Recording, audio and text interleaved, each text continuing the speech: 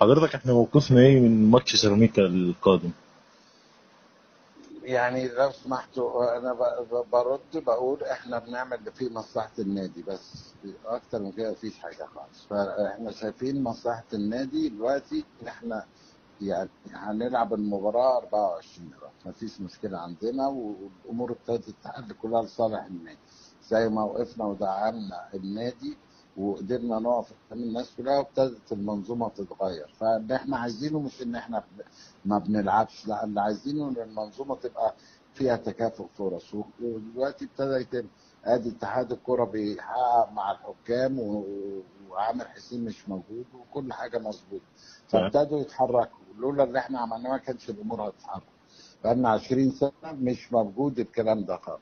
فالحمد لله ان ربنا اكرمنا وقدرنا نقف وقفه هزت الوسط الرياضي كله وزي الفل. يعني يا كابتن حسين كده يعني طلبات الزمالك هيتنفذ قبل ما نخوض المباراة ان شاء الله؟ اللي هي يا فندم؟ اللي هي الاربع مطالب اللي الزمالك طلب بيهم اللي هم ايه يا فندم؟ نعم. اللي هم ايه؟ الاربع مطالب اللي نزلوا في البيان، اللي هم ايه؟ طيب ما انت قولهم.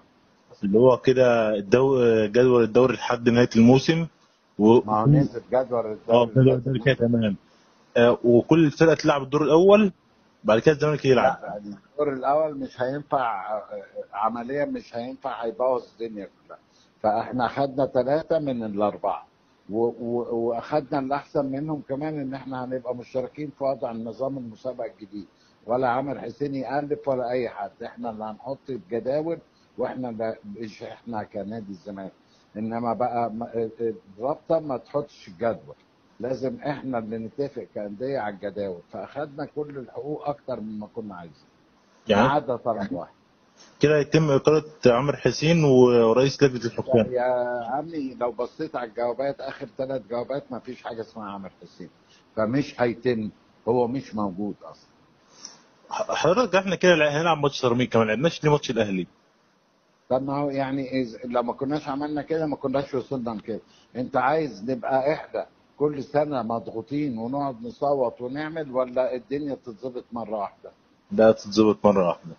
زي الفل. يبقى توكل على الله وقول برافو عليكم. شكرا لحضرتك يا كابتن حسين. تحت امرك. مع ألف سلامة، مع ألف سلامة. الله